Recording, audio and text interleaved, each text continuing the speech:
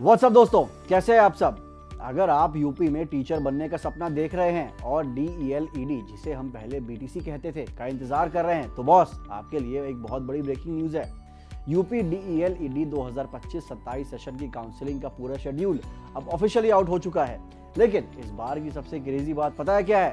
इस बार fight college के लिए नहीं बल्कि स्टूडेंट्स के लिए होने वाली है। यूपी में 2.3 लाख से ज्यादा सीटें हैं, लेकिन अप्लाई करने वाले सिर्फ 1.24 लाख के करीब ही हैं। यानी सीधे सीधे 1.15 लाख से ज्यादा सीटें खाली रहने वाली हैं।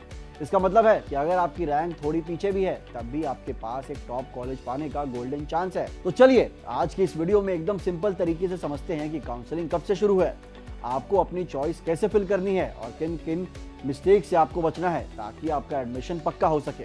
चलिए शुरू करते हैं। उत्तर प्रदेश परीक्षा नियामक प्राधिकारी ERA ने इस पूरे एडमिशन प्रोसेस का फुल शेड्यूल जारी कर दिया है। आप अपनी डायरी निकाल लीजिए या फोन में सेव कर लीजिए, क्योंकि आपकी ऑनलाइन काउंसलिंग की पूरी प्रोसेस 12 जनवरी 2026 से शुरू होने जा रही है। जी हाँ, 12 जनवरी वो तारीख है जब से आप अपने पसंद के कॉलेजों को ऑनलाइन पोर्टल पर चुन पाएंगे। और याद रहे, इस बार मुकाबला कम है, तो शेड्यूल को फॉलो करना और भी ज्यादा जरूरी हो गया है। अब सवाल ये है कि काउंसलिंग होगी कैसे। तो देखो यार, ERA ने साफ कह दिया है कि पूरी प्रोसेस आपकी स्टेट रैंक के हिसाब से अलग अलग चरणों यानी फेजेस में होगी। जिसकी रैंक जितनी अच्छी, उसकी बारी उतने पहले आएगी। अगर आप इस पूरे प्रोसेस की एक एक डिटेल और तारीखें खुद भी चेक करना चाहते हैं तो सीधा updeled.gov.in पर चले जाइए। ये इनकी ऑफिशियल वेबसाइट है जहां हर स्टेप की जानकारी क्लियर तरीके से दी गई है। तो बस अपनी रैंक चेक करो और तैयार हो जाओ, क्योंकि इस बार टीचर बनने का मौका बिल्कुल आपके हाथ में है। अब आते हैं सबसे जरूरी पार्ट पर, पैसे और रैंक का गणित। अगर आपकी स्टेट रैंक 1 से लेकर 1,24,230 के बीच है तो आपके लिए विंडो खुल चुकी है। 8 जनवरी से लेकर 10 फरवरी के बीच आप अपनी 5,000 रुपए की काउंसलिंग फीस ऑनलाइन जमा करा सकते हैं। याद रखना, जब तक आप फीस जमा नहीं कराएंगे तब तक आप कॉलेज के ऑप्शंस यानी चॉइस फिलिंग नहीं भर पाएंगे।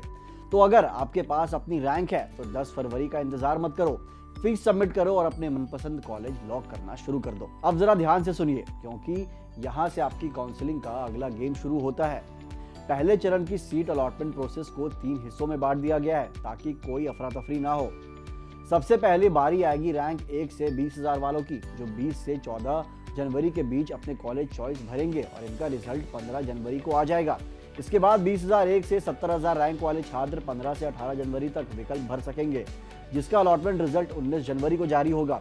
और आखिर में जिनकी रैंक 70,001 से 1,24,230 के बीच है, उन्हें 19 से 22 जनवरी का समय दिया गया है और उनका रिजल्ट 23 फरवरी को आ जाएगा। एक बात जो आपको बिल्कुल मिस नहीं करनी है वो ये है कि अगर आपको पहले फेज में कॉलेज मिल जाता है तो आपको 30 जनवरी शाम 6 बजे तक एडमिशन की सारी औपचारिकताएं जैसे डॉक्यूमेंट वेरिफिकेशन और बाकी फॉर्मेलिटीज हर हाल में पूरी करनी ही होंगी, वरना आपका मौका हाथ से निकल जाएगा। लेकिन अगर आपको पहले फेज में सीट नहीं मिलती है तो टेंशन लेने की बिल्कुल भी जरूरत नहीं है, क्योंकि सेकंड फेज की काउंसलिंग आपके लिए ही है। 5 से 8 फरवरी के बीच उन कैंडिडेट्स को मौका मिलेगा जिन्हें पहले राउंड में सीट नहीं मिली। साथ ही इसमें रिजर्व कैटेगरी जैसे OBC, SC और ST और दूसरे राज्यों के स्टूडेंट भी अपनी चॉइस भर पाएंगे, जिसका रिजल्ट 9 फरवरी को आ जाएगा। इसके तुरंत बाद यानी 9 से 12 फरवरी तक सभी रैंक वालों के लिए ओपन चॉइस फिलिंग का एक आखिरी मौका होगा। एक बार कॉलेज अलॉट हो गया तो 11 से 21 फरवरी के बीच आपको अपना एडमिशन लॉक करना होगा। कॉलेज वाले 23 फरवरी तक सारी रिपोर्ट ऑनलाइन सबमिट कर देंगे और फिर फाइनली 24 फरवरी से आपका नया एकेडमिक सेशन यानी क्लासेस शुरू हो जाएंगे। अब जरा इस डेटा को देखिए, ये वाकई काफी शॉकिंग है। आधिकारिक नोटिस के हिसाब से यूपी में टोटल 2,39,500 सीटें हैं। इसमें से 10,600 सीटें हमारे 67 सरकारी DIIT संस्थानों में हैं और बाकी 2,28,900 सीटें प्राइवेट और मॉनिटरी कॉलेजों में। मजेदार बात यह है कि इस पूरे एडमिशन के लिए सिर्फ 1,24,230 उम्मीदवारों ने ही अप्लाई किया है। मतलब अगर हर एक स्टूडेंट को भी एडमिशन मिल जाए तब भी करीब 1,15,270 सीटें खाली रहने वाली हैं।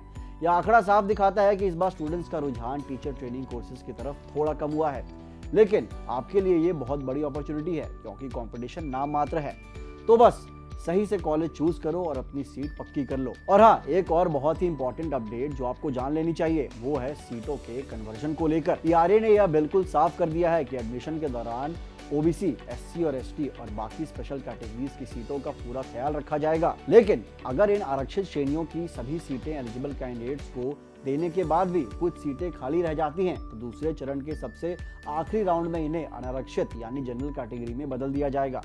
यानी सरकार की पूरी कोशिश है कि ज्यादा से ज्यादा सीटें भरी जाएं और कोई भी मौका खाली ना जाए।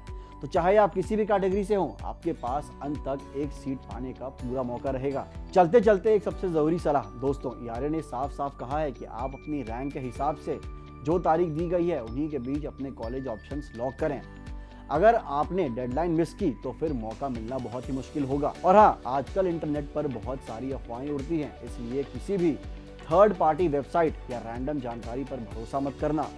काउंसलिंग से जुड़ी हर छोटी बड़ी अपडेट सिर्फ और सिर्फ इनकी ऑफिशियल वेबसाइट updeled.gov.in पर ही चेक करें। सेफ रहें और सिर्फ सही जानकारी को ही फॉलो करें।